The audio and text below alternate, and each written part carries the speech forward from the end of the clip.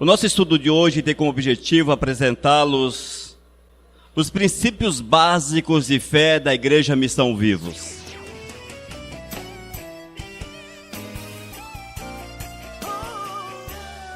O nosso estudo de hoje tem como objetivo apresentá-los os princípios básicos de fé da Igreja Missão Vivos. Nesses princípios que vamos apresentar aos queridos, está a base, a fundamentação da Igreja Missão Vivos. Como nós vamos passar alguns pelas águas logo, é bom que esses conheçam os princípios que regem essa igreja.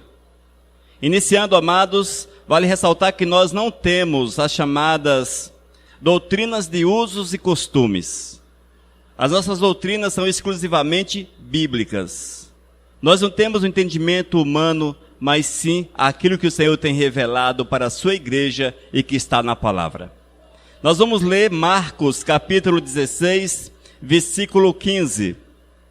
É um texto que toda a igreja conhece e vamos apenas relembrá-los. Disse-lhe Jesus: ide por todo o mundo e pregai o evangelho a toda criatura. E quem crer e for batizado será salvo, porém quem não crer será condenado. Amém?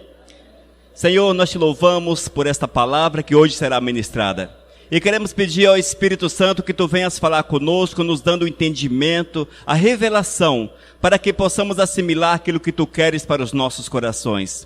Prepara-nos, ó Deus, para que possamos sair daqui entendendo a necessidade de vivermos os teus princípios, vivermos a tua santidade, segundo o teu querer, Senhor. Crie em nós um coração puro, um coração quebrantado, para a tua honra e para a tua glória. Aleluias.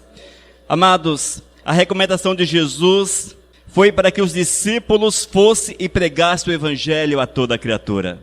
Essa recomendação não caiu no esquecimento. Essa recomendação é para nós hoje.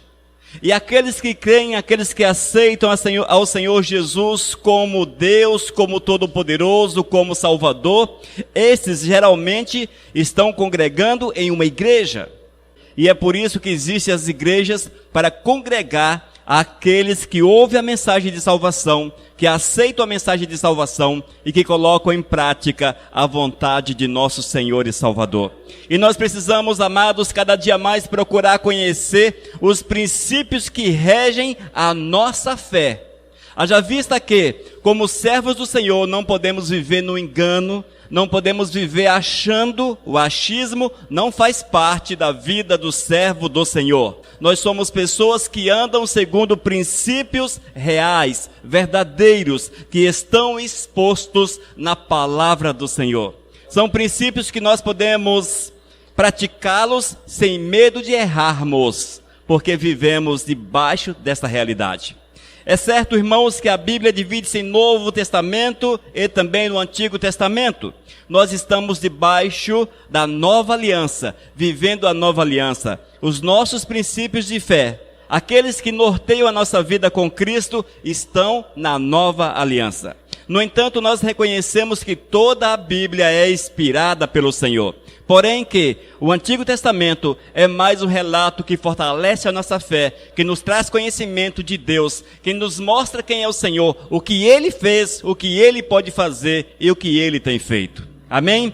Porém, os nossos princípios doutrinários estão no Novo Testamento. Por isso, nós não guardamos sábado, nem tampouco nenhum dos ritos judaicos.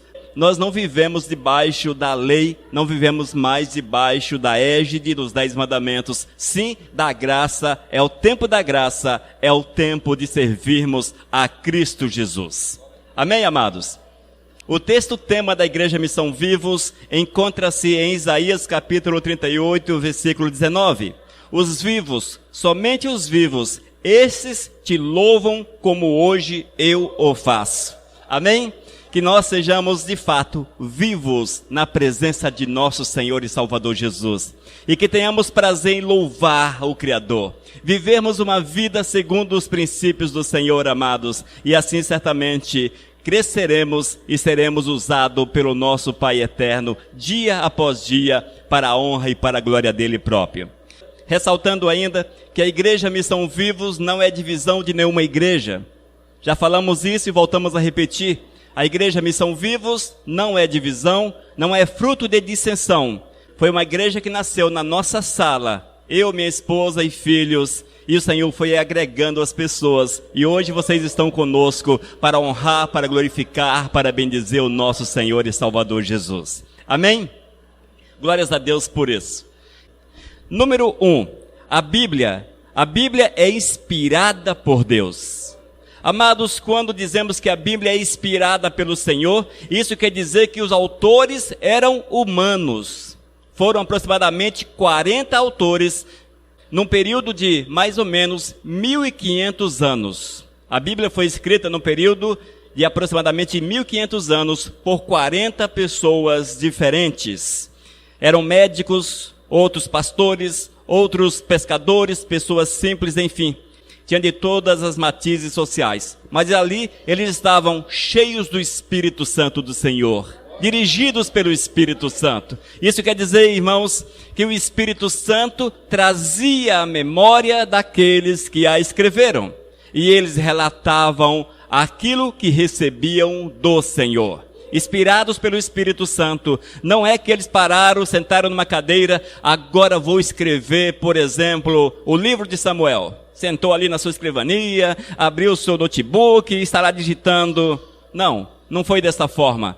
Tempos passados, no Novo Testamento principalmente, tempos passados, o Senhor trouxe a memória e foi feita uma compilação e aqueles escreveram para a honra e para a glória de nosso Senhor e Salvador Jesus. 2 Timóteo capítulo 3, versículos 16 e 17.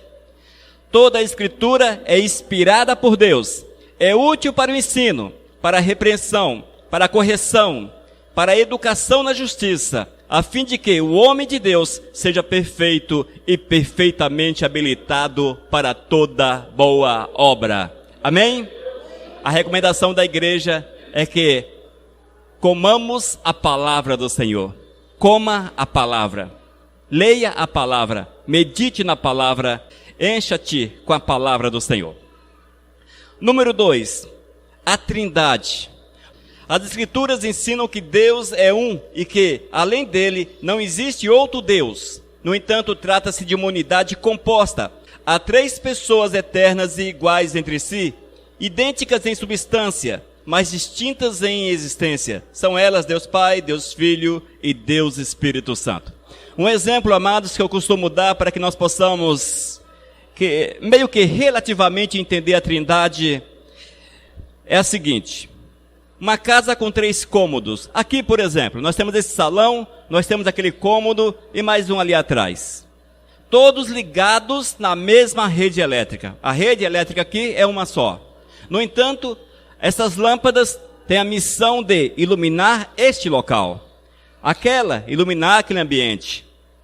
E esta, iluminar este outro ambiente. Porém, todas ligadas na mesma rede, mas com objetivos diferentes. Isso é um exemplo um pouco superficial do que seja a Trindade. Vamos entender com perfeição quando ali estivermos. Mas vale ressaltar que não são 3 deuses separados. Não são 3 deuses. Nós não somos politeístas. Nós temos apenas um Deus, que é o Todo-Poderoso. E ele se divide em Pai, Filho e Espírito Santo, para a honra e para a glória de nosso Senhor e Salvador Jesus. Nós não vamos entrar um pouco mais profundamente nesse tema, porque o tempo não nos permite. Mas em outra oportunidade, falaremos a respeito da Trindade. Amém?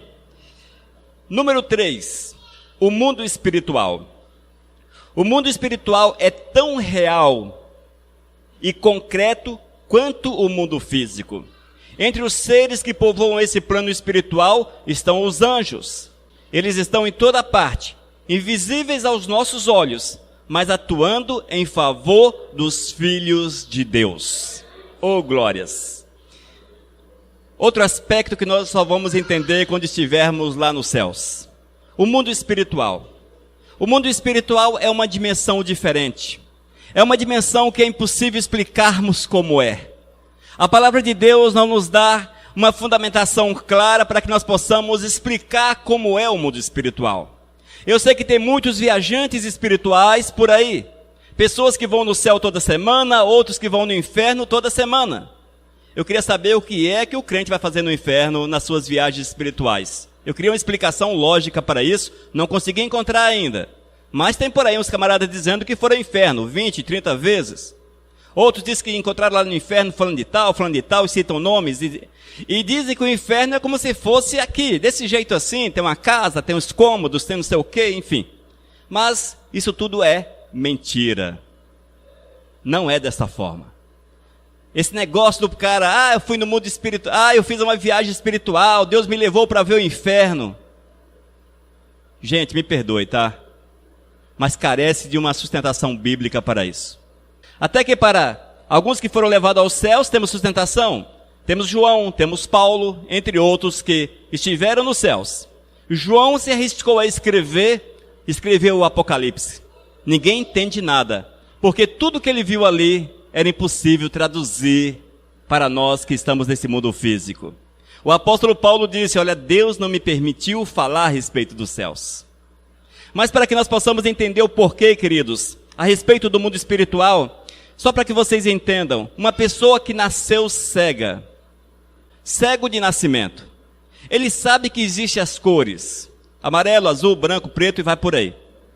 Ele sabe que existe. Ele ouve, tal coisa é branco, não sei o que é preto, outro é vermelho, enfim.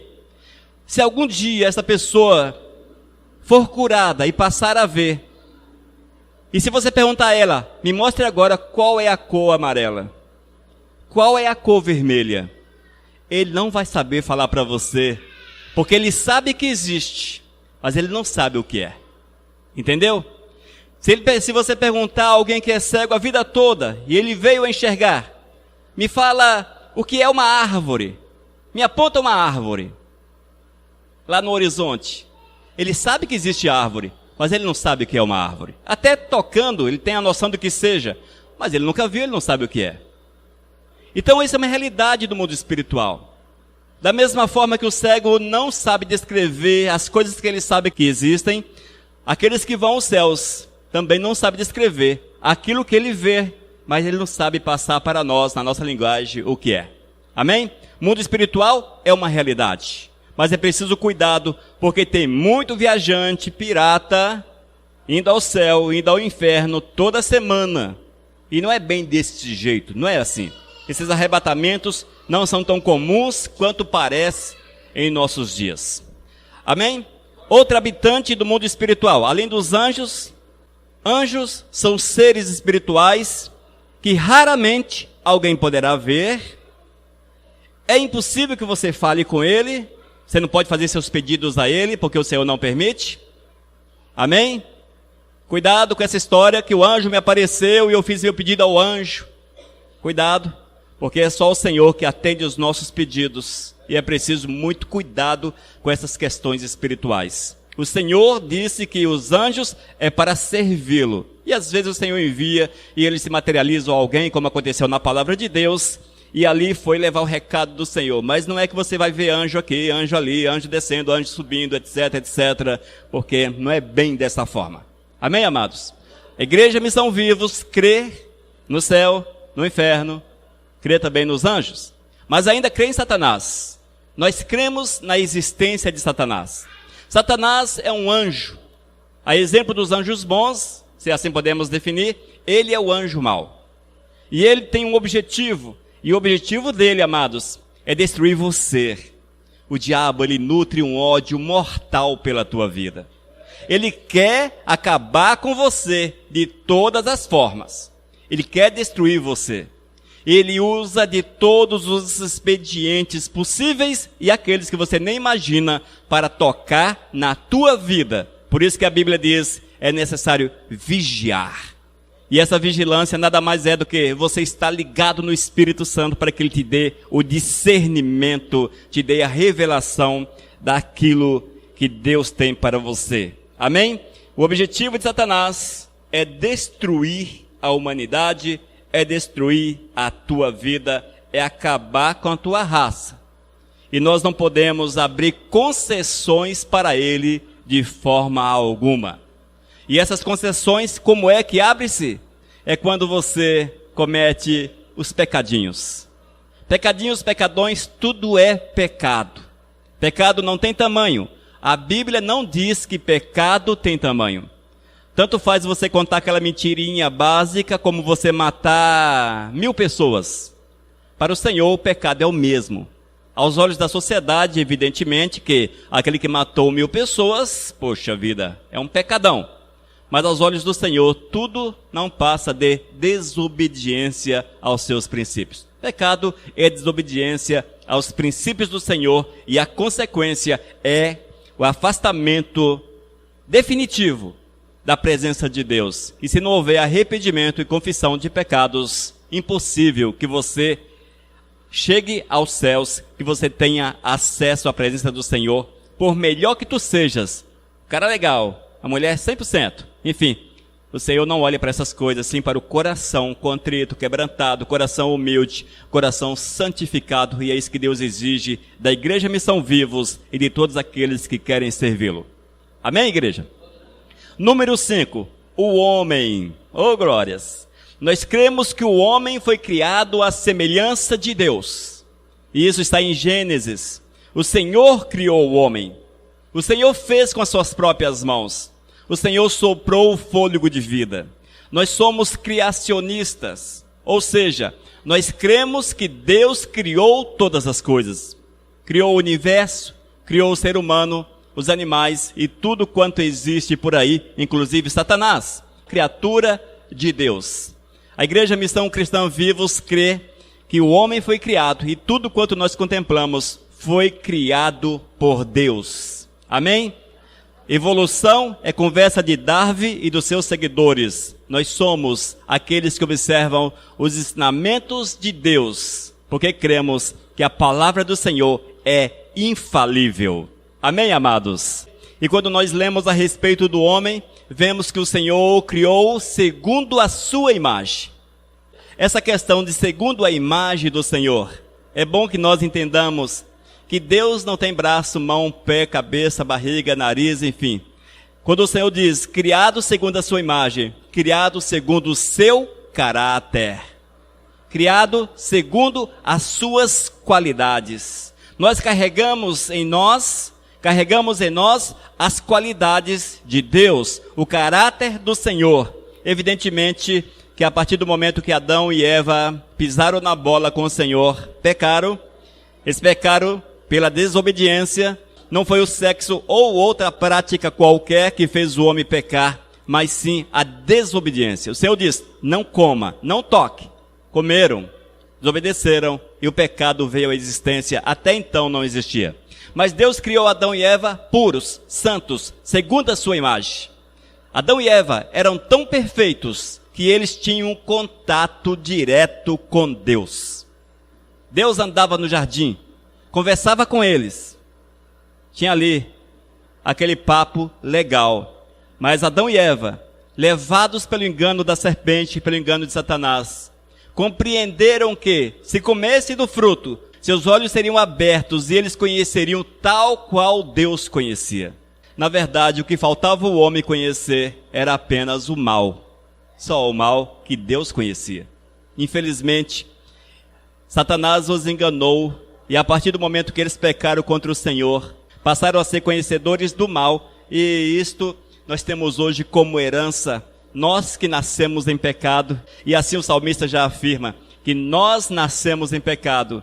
Por isso a necessidade de aceitarmos o sacrifício de Jesus, aceitando-o como Senhor e Salvador. Jesus já falou, ide por todo o mundo e pregai o Evangelho, para que todo aquele que crê seja batizado. Eis aí a nossa restauração. O nosso portal de restauração é Cristo Jesus. Necessário passar por Ele para que nós possamos ter a restauração completa. E quando nós recebemos a restauração completa, o caráter de Deus, as qualidades do Senhor, torna-se comum na vida daquele que crer. Porque nós voltamos ao primeiro estado, e o estado de santidade, de pureza que era comum a Adão e Eva. Número 6, a doutrina da salvação. Deus é santo por natureza, o que significa que Ele é justo em caráter e conduta. Oh, glórias! A palavra de Deus afirma que o Senhor é santo. Deus é santo e nós precisamos ser santos. O apóstolo Paulo corajosamente já afirmava: sede santos como eu sou santo. Oh, homem corajoso! Mas nós precisamos ter a coragem do apóstolo Paulo e possamos afirmar ao nosso próximo: seja santo como eu sou santo. É isso que o Senhor quer que você fale. Tu precisas dessa qualidade, da pureza, da santidade do Senhor na tua vida. Eu sei que aos nossos olhos, que aos nossos ouvidos soa ruim quando você fala: eu sou santo. Aí o cara olha para você e fala: santarrão. Geralmente as pessoas não podem ser santas na igreja porque os caras sempre apontam: ah, santarrão, não sei o quê. Quero falar para vocês, eu sei que santarrão é no sentido pejorativo, mas seja santarrão na essência da palavra. Amém? Seja santo, porque se você não tiver a santidade, não verás a glória do Senhor, nem terás a comunhão com o Todo-Poderoso. 6.1. O pecado é uma afronta à honra e à santidade de Deus, é rebelião contra Ele. Isaías capítulo 59, versículo 2. Mas as vossas iniquidades fazem separação entre vós e o vosso Deus. E os vossos pecados encobrem o seu rosto de vós, para que vos não ouça. O que é que o pecado produz? Separação. Separação. Gente, vamos deter um pouquinho nessa história de pecado. O que é pecado? Quais são as práticas pecaminosas? Quando nós vamos para Gálatas capítulo 5, nós vamos ver uma lista de obras da carne. Palavras que vão se desdobrando e que alcançam uma dimensão muito grande. O pecado, irmãos, ele está dentro da mente, está no coração, está na prática, está no olho, está no ouvir. O pecado, ele é um mal generalizado. E é por isso que nós precisamos vigiar todos os sentidos da nossa vida. Onde nós tocamos, o que nós colocamos na boca, ouvimos, vemos, pensamos. Ah, mas Satanás não sonda meu pensamento, mas Deus sonda. Satanás não conhece os teus pensamentos. Da mesma forma que eu não sei o que o Jusilândia está pensando nesse momento, está olhando para mim, não sei o que passa na mente dele. Satanás também não sabe. A mesma coisa. Mas Deus sabe. Entendeu? O Senhor sonda a nossa mente. Ele conhece os nossos pensamentos. Há um texto bíblico que não lembro minha referência, que diz que antes mesmo que a palavra venha à nossa boca, o Senhor já sabe. Amém? O Senhor está à frente, sempre à frente. Porém, nós temos a liberdade de agir segundo o nosso interesse, segundo a nossa vontade. É preciso um cuidado muito grande com aquilo que povoa os teus pensamentos. Aquilo que você vê, seja na TV, seja na internet. A internet hoje é uma bênção, mas também pode ser uma grande maldição na vida das pessoas. Aquilo que você vê nesse mundão, aquilo que você ouve. Nós temos visto que as pessoas têm curtido aí uma musiquinha secular, nada a ver, que é que tem. Ah, não fala do capeta, não fala do mal, não fala pornografia, não fala nada. Ah, mas olha só, é música popular brasileira. Tem crente que vem com essa desculpa. Ah, é música popular brasileira, não sei o quê. MPB pode, outra não. Ah, funk nem pensamento, mas MPB pode. Gente, se não louva o Senhor, se não é para a honra e para a glória do Todo-Poderoso, não pode fazer parte da nossa vida. Não é assim? Tudo para a honra e para a glória do Senhor. Este é um princípio, igreja. Vou ouvir uma música, vou ouvir agora um sertanejão. Pergunte-se, vai honrar, vai louvar, vai glorificar, vai exaltar, vai bendizer a Deus? Se não vai louvar, se não vai glorificar, se não vai bendizer ao Todo-Poderoso, é bom para nós? Simples assim. Simples assim. Não complique as coisas simples. Se o Senhor disse não, é não. Só isso. Só isso. Não procure complicar. Amém? Portanto, cuidado com aquilo que você ouve. Cuidado com aquilo que tem povoado a tua mente porque entrou pelos teus ouvidos. Cuidado com a boca. Ei, língua. Língua, órgão pequenininho que coloca fogo no mundo. Também é texto bíblico. A língua é terrível. Será que tudo quanto falamos no nosso dia a dia honra e glorifica o Senhor? Pois é. Alguém ali balançou a cabeça que não. Então procure consertar, porque tem que ser tudo para a honra e para a glória do Senhor. Gente, a Igreja Missão Vivos é assim. Nós cremos na Bíblia. Nós cremos que seremos uma igreja grande. Cremos nisso porque o Senhor tem o seu remanescente e vai enviar o seu remanescente para este lugar, como vocês estão chegando para este lugar. No entanto, amados, se a galera estiver procurando blá blá blá, apenas emoções, fortes emoções, não vai encontrar aqui. Porque vocês vão ouvir a palavra do Senhor nesse lugar. E as emoções geradas aqui serão dadas pelo Espírito Santo de Deus. Unicamente pelo Espírito Santo de Deus. E isto é fruto de uma vida consagrada, dedicada, rendida aos pés de Cristo Jesus. Caso contrário, será apenas carne. Só carne. Amém? Fiquemos atentos a esta questão. Número 7. O batismo nas águas. Nós já lemos o texto de Marcos capítulo 16, Mateus capítulo 28 também fala a mesma coisa. Ide, portanto, fazer discípulos de todas as nações, batizando-os em nome do Pai, do Filho e do Espírito Santo. Amém? Nós cremos no batismo. Nós entendemos que as pessoas que aceitam a Jesus, se porventura partirem para a eternidade sem o batismo, não vão perder a salvação. Nós entendemos que batismo não salva, mas é necessário na vida daqueles que são salvos. E esta é a recomendação do Senhor. Se porventura alguém aceitou Jesus e partiu para os céus sem batizar-se, certamente estará com o Senhor. Mas, se está na terra, tem tempo oportuno, é bom que passe pelas águas para a honra e para a glória do Senhor. O batismo nas águas é um dos sacramentos que Jesus nos deixou. O outro é a ceia. É realizado em nome da Trindade, como testemunho de fé pessoal em Cristo Jesus. Todos os que sinceramente se arrependem de seus pecados e creem no Senhor Jesus são elegíveis para o batismo nas águas. Aleluias! Nós cremos que o batismo é por imersão. Imersão é o batismo por mergulho. A própria palavra batismo significa mergulhar. E é por isso que nós cremos que o batismo é por imersão. E as referências que encontramos na palavra do Senhor nos dá a entender isso também. Glórias a Deus por isso. Nós entendemos ainda, irmãos, que aqueles que podem passar pelas águas não necessariamente precisam estar 50 anos na igreja. Mas sim, a partir do momento que têm convicção de Cristo Jesus e desejam que isso aconteça na sua vida. Tem muitos por aí que esperam a pessoa sair da igreja para querer batizá-lo. Nós queremos batizar antes que você saia da igreja. Porque é uma confirmação do Senhor na sua vida. Se você tem convicção da salvação, tem convicção de Cristo Jesus, por que esperar? Mas eu só tenho um mês que estou frequentando a igreja. Tem convicção da salvação? Amém, é o tempo suficiente.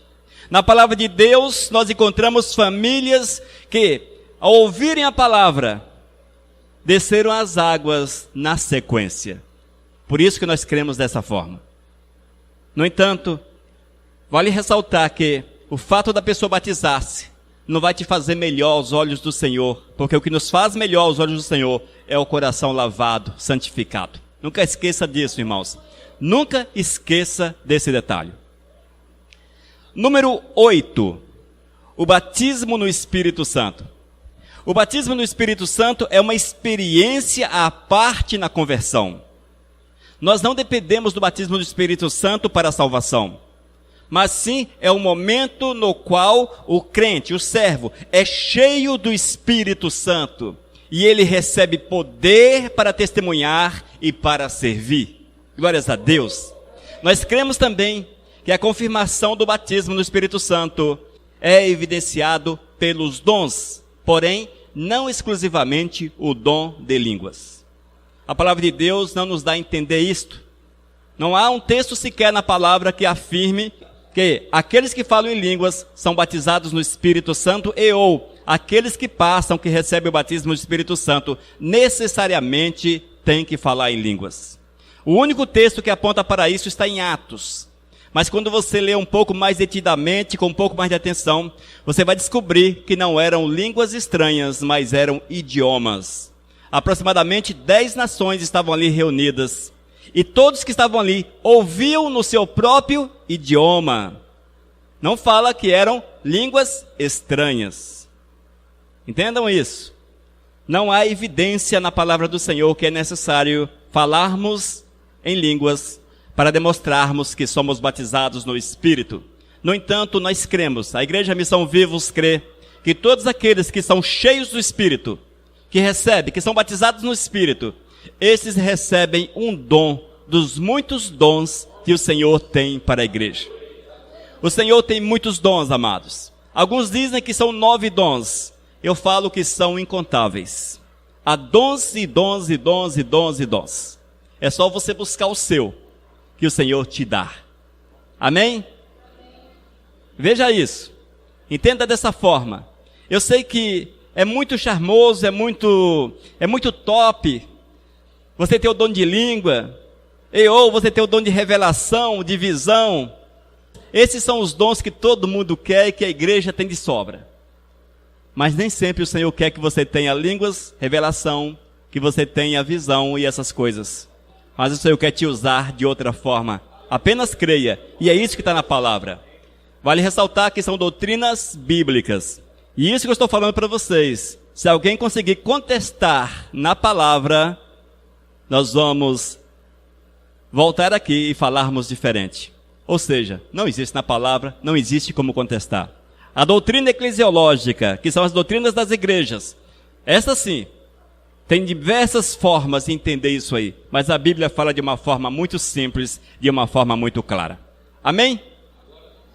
Nós estamos falando a respeito das doutrinas bíblicas que regem a Igreja Missão Cristã Vivos. Esses são nossos princípios de fé. Nós estamos totalmente alicerçados na palavra do Senhor. A Igreja Missão Vivos crê na Bíblia e vive os princípios do Senhor.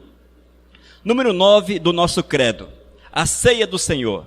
Nós cremos, amados, que a ceia do Senhor é consubstanciação. Ou seja, os elementos da ceia não tornam-se carne, não tornam-se sangue. Mas você come pão e bebe vinho ou suco. A palavra de Deus diz que era vinho. Muitos dizem por aí que era suco, mas a Bíblia diz vinho e a palavra grega é vinho. No entanto, nós usamos suco, até porque as leis do nosso país é um pouco complicada com relação à bebida alcoólica. E nós servimos também a nossa ceia para menores. Para que não haja problema com essa questão, nós servimos suco. Porque nós entendemos que não é o fato de ser suco ou vinho que vai mudar essa realidade, mas sim o momento de participarmos, nos alegrarmos com o Senhor. No entanto, a Bíblia diz que é vinho. A ceia do Senhor é uma cerimônia instituída por Cristo na véspera da sua morte. Consiste na participação solene do pão e vinho em memória do sacrifício de Jesus na cruz pelos nossos pecados até que Ele volte. Essa é a recomendação do Senhor. A Igreja Missão Vivos abre a ceia para aqueles que são membros e não membros. Isso é comum aqui. Mas por que nós fazemos isso? Porque a palavra de Deus não fala que você precisa ser membro de igreja, até porque nos dias em que isto foi instituído por Cristo Jesus, não existia a igreja como nós a conhecemos hoje. E sem contar que a Bíblia diz que dos pequeninos é o reino dos céus, que nós devemos ser semelhantes à criança para herdarmos o reino dos céus. Se há alguém puro e com condições de tomar a ceia nesse lugar, é a Elisa, é a Clarice, porque essas são inocentes aos olhos do Senhor. Carregam em si o pecado original, porém não responde por esse pecado. Nós entendemos dessa forma e abrimos a ceia para as crianças e para todos aqueles que estão presentes. Porque quem vai julgar você, se deve ou não tomar a ceia, não sou eu. Eu não conheço o teu coração. Não sei o que tem dentro da sua mente. Mas é o Senhor que conhece o teu coração, que sabe o que tem dentro da sua mente. E é você que precisa estar de acordo com a palavra. E a palavra é muito clara que, se porventura a pessoa estiver em pecado, que não tome da ceia, para que não traga juízo sobre a sua vida. É só lermos 1 Coríntios capítulo 11, a partir do versículo 23, e ali está bem claro quem deve ou não tomar da ceia do Senhor. E não fala que são membros da igreja, porém, pessoas que creem no Senhor. Amém, amados? Número 10. A igreja é o corpo coletivo de Jesus, a qual pertence todo verdadeiro crente, não importando a que denominação esteja afiliado. Nós chamamos de igreja, amados, a reunião daqueles que amam, daqueles que servem a Cristo Jesus. O nosso português abre a denominação igreja para instituição religiosa. Igreja Missão Vivos, Igreja Batista, Igreja Presbiteriana e vai por aí. Não é errado você falar, eu sou da Igreja Presbiteriana, eu sou da Igreja Missão Vivos. Não é errado porque o termo também se aplica à instituição religiosa. Mas, na visão bíblica, igreja é a reunião daqueles que amam, daqueles que servem, daqueles que são de Cristo Jesus. Amém? E nós cremos que precisamos estar reunidos para a honra e para a glória de nosso Senhor e Salvador Jesus. Efésios capítulo 1, versículos 22 e 23. E pôs todas as coisas debaixo dos pés, para ser o cabeça sobre todas as coisas, o deu à igreja, a qual é o seu corpo, a plenitude daquele que a tudo enche em todas as coisas. Aleluias. Efésios capítulo 4, versículos 4 a 6. Há somente um corpo e um espírito, como também foste chamado numa só esperança da vossa vocação. Há um só Senhor, uma só fé, um só batismo, um só Deus e Pai de todos, o qual é sobre todos, age por meio de todos e está em todos. Amém, queridos? Esta é a visão. Porém, é preciso entendermos que também é um organismo, é uma instituição, é um organismo espiritual, na qual se torna-se membro passando pelo batismo. A Igreja Missão Vivos, ela entende, para que tu sejas membro, é necessário passar pelo batismo, e esta é a porta de entrada para a membrazia. Entendemos dessa forma. 1 Coríntios 12, versículo 13. Pois em um só Espírito todos nós fomos batizados em um só corpo, quer judeus, quer gregos, quer escravos, quer livres, e a todos nós foi dado a beber de um só Espírito. Aleluias. Número 11. Dons e ministérios espirituais. A igreja é comparada ao corpo humano, porque ela tem características de um corpo físico. Num corpo há vários membros, cada um com a sua função. O mesmo pode ser dito da igreja. Todos os membros do corpo de Cristo são chamados para serem ministros. Todos têm uma função definida, que é essencial para o corpo como um todo. Aleluias. Nós entendemos, irmãos, que na Igreja Missão Vivos não há inúteis. Não há inúteis. Que todos nós temos uma missão aqui dentro. Temos um ministério. Todos vocês são chamados para fazer algo. Não fazem porque não estão atentos a esta realidade. Mas o Senhor tem um chamado para cada um de vocês. Talvez a igreja não vai definir, olha, você faça isso, você faça aquilo. É você que tem que buscar isso do Espírito Santo de Deus. Senhor, como é que eu posso? Senhor, como é que eu posso ser útil ao teu reino? Busque do Senhor os dons. Busque os melhores dons para a honra e para a glória do nosso Senhor e Salvador. E nesse texto, a igreja é comparada com o corpo, onde tem o dedinho, onde tem o dedão, o braço, a cabeça, barriga, onde tem perna, pé, enfim. E diz que todos os membros são úteis. Todos eles são úteis. Todos os membros do nosso corpo são úteis. Se você tirar um deles, com certeza vai te fazer falta em uma oportunidade na sua vida. Assim é o corpo do Senhor. Cada um de nós somos membros. Uns dedinho do pé, outros dedão, outros cabeça, tronco, perna, enfim. Mas o Senhor disse que cada um de vocês são membros prontos para servir e precisam buscar isso do Todo-Poderoso. Não fique sentado esperando a hora da morte chegar e depois vai falar para o Senhor: ah, Senhor, eu não sabia. Não sabia porque não buscou. Amém? E nós permitimos que a igreja busque. A Igreja Missão Vivos não coloca cabresto em ninguém. Aqui nós queremos que você visite. Nós queremos que você pregue. Nós queremos que você convide. Nós queremos que você faça a obra do Senhor. Eu sei que não é muito comum. Há muitas igrejas que os pastores não permitem que os membros façam nada. Aqui é o contrário. Porque a Bíblia diz que é dessa forma. E nós precisamos, cada um de nós, fazermos a vontade do Senhor.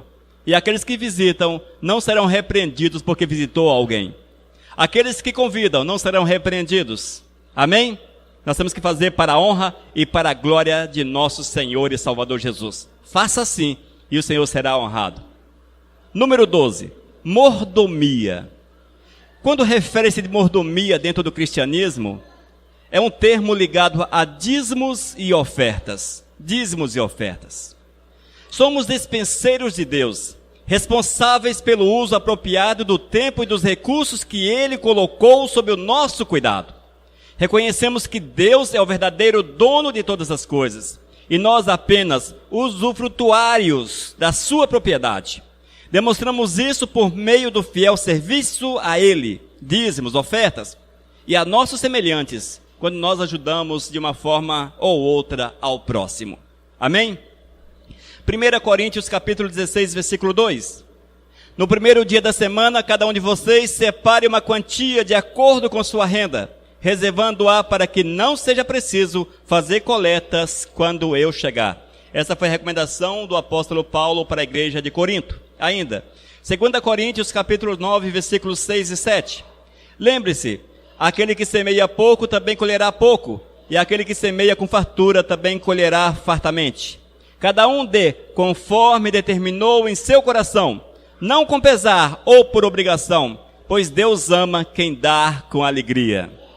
Esse dar com alegria é fazermos com prazer de forma voluntária. A Igreja Missão Cristã Vivos entende que dízimo é uma oferta ao Senhor, um sacrifício ao Senhor.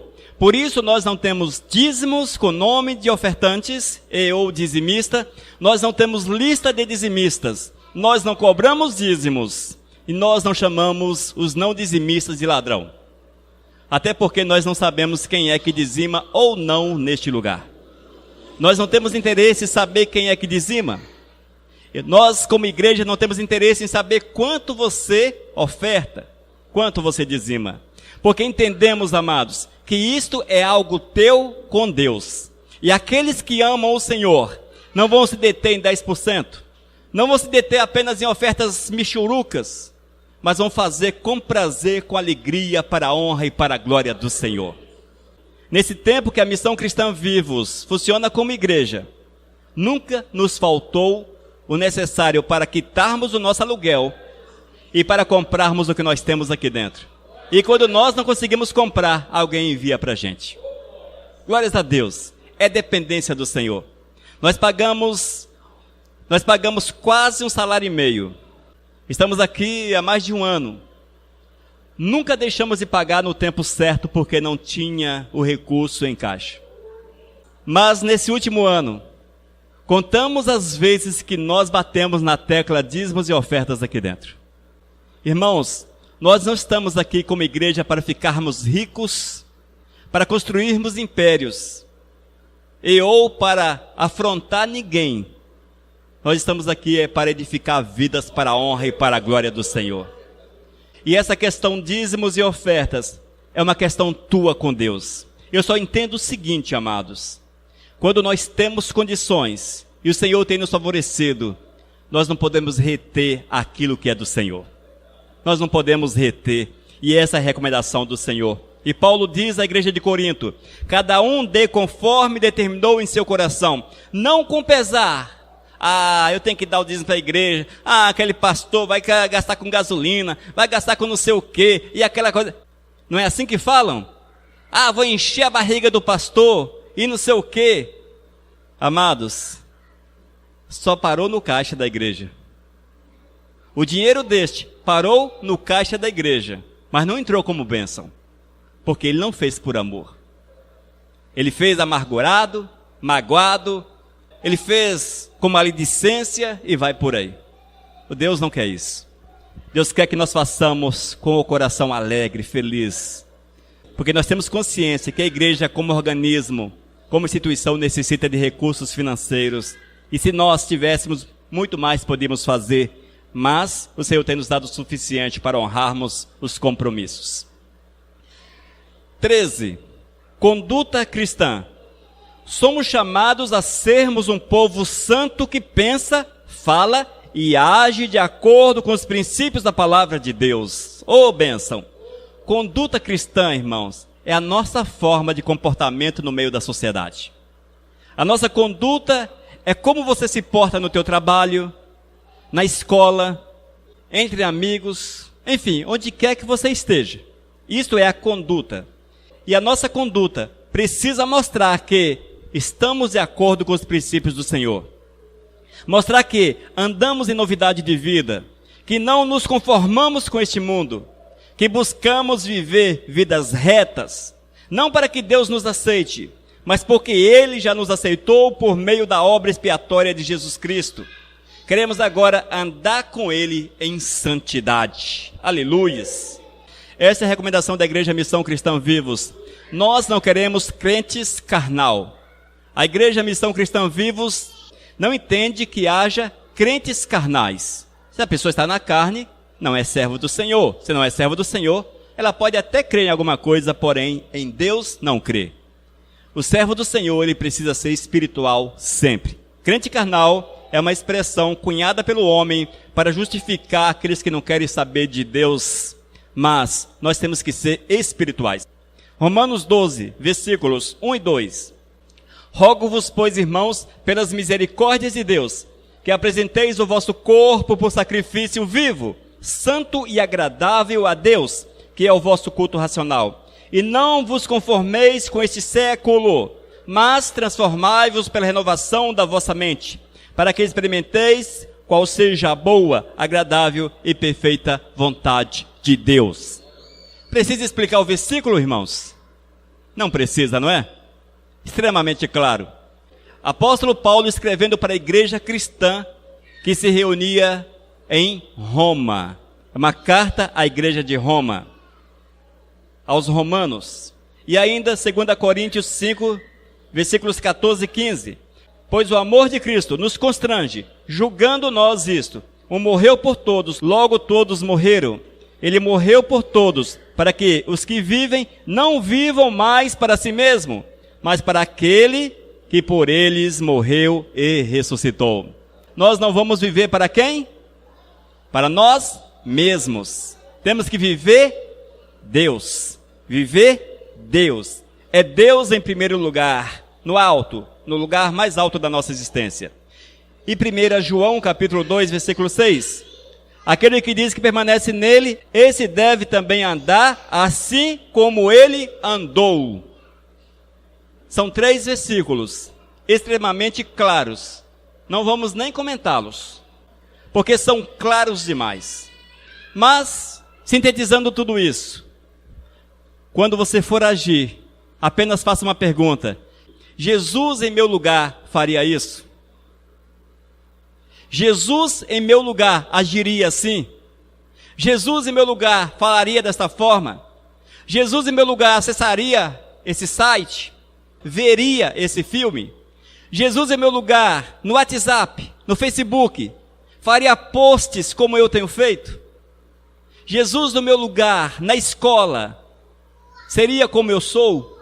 Enfim, faça sempre essa pergunta, porque ela desmascara, ela arranca as nossas máscaras.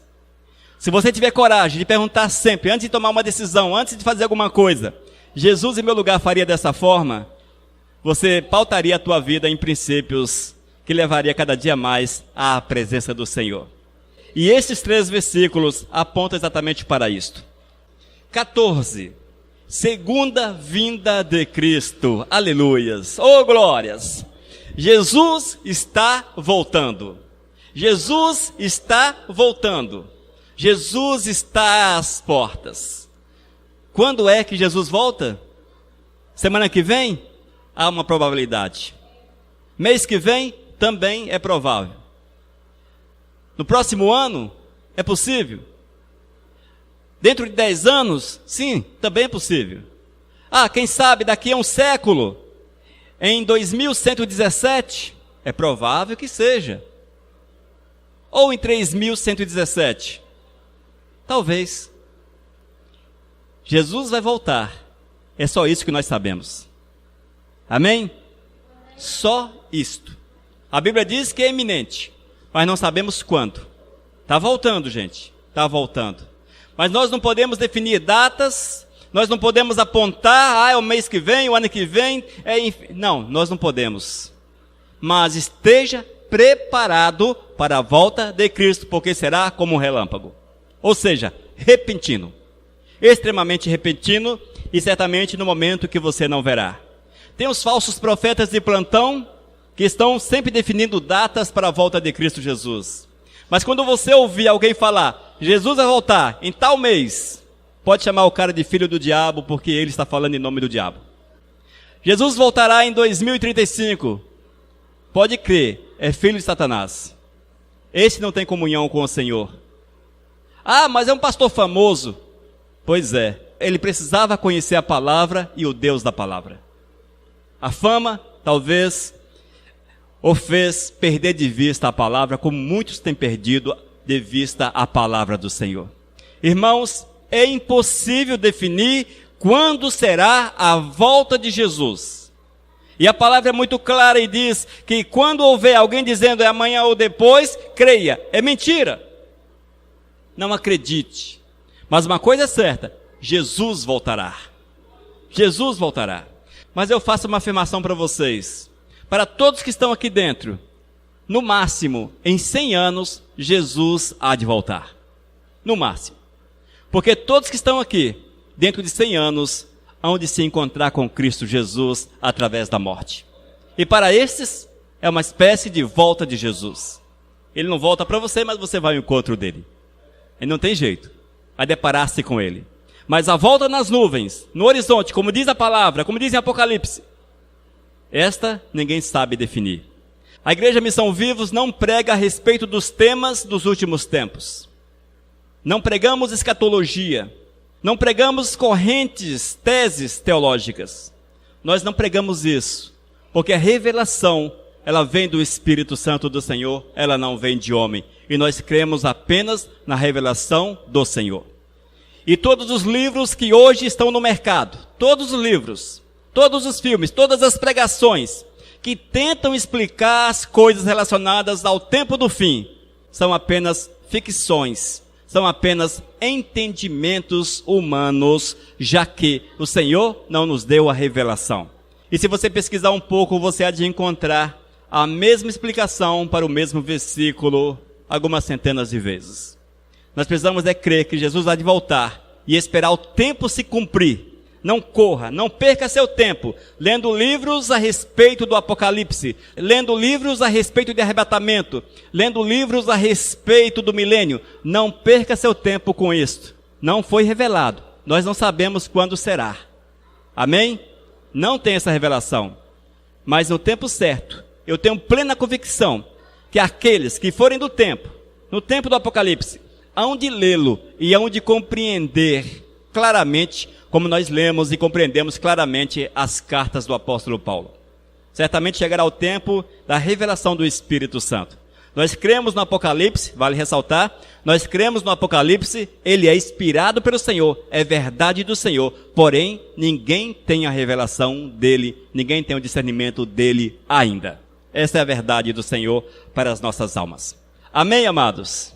Glórias a Deus. Esses são nossos princípios de fé. Essa é a nossa declaração de fé. É aquilo que nós cremos. É a base doutrinária da Igreja Missão Cristã Vivos. É isso que nós queremos que a igreja viva, que a igreja pratique, que a igreja mergulhe nessas realidades. Que vocês tenham esses princípios guardados no coração, para que, quando você for questionado a respeito da tua fé, você saiba falar a respeito daquilo que você crê. Amém? Nós precisamos saber falar a respeito da nossa fé para a honra e para a glória de nosso Senhor e Salvador Jesus. Que nós possamos ler a palavra, meditar na palavra e deixar o Espírito Santo falar aos nossos corações. Vamos orar? Deus de amor, eu quero clamar, Pai, que Tu venhas falar aos nossos corações, nos dando o discernimento da Tua palavra, o entendimento da Tua palavra, para que nós possamos viver a Tua verdade de uma forma inquestionável, Senhor. Que nossos passos sejam para a Tua honra e para a Tua glória. Que tudo quanto façamos seja para exaltar, para honrar, para glorificar o Teu santo e maravilhoso nome. Ó Deus, toma essa igreja nas Tuas mãos, edifica essa igreja, Senhor. Envia para este lugar o Teu remanescente, envia para este lugar aqueles que Tu queres, ó Deus, que conheça verdadeiramente a Tua palavra, que viva segundo a Tua palavra, meu Deus. Que Tu venhas cuidar de nós, nos abençoando, guardando-nos, ó Deus, instruindo-nos para que nossos passos sejam cada dia seguros na Tua presença, que sejam para a Tua honra e para a Tua glória. Sobre a Tua igreja, Senhor, eu quero declarar toda a sorte de bênçãos, que sejam prósperos, que sejam felizes, mas acima de tudo, Senhor, que tenham o discernimento do Espírito, para que vivam a santidade para a Tua honra e para a Tua glória. Deus, guarde a Tua igreja, é que eu te peço em nome de Jesus. Aleluias. Amém, Senhor. Amém. Amém, amados? Vivos, vivo o nosso Deus.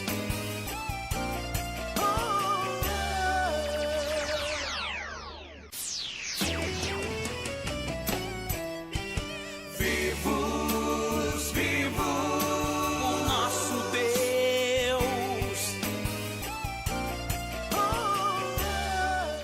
Mensagem número 707.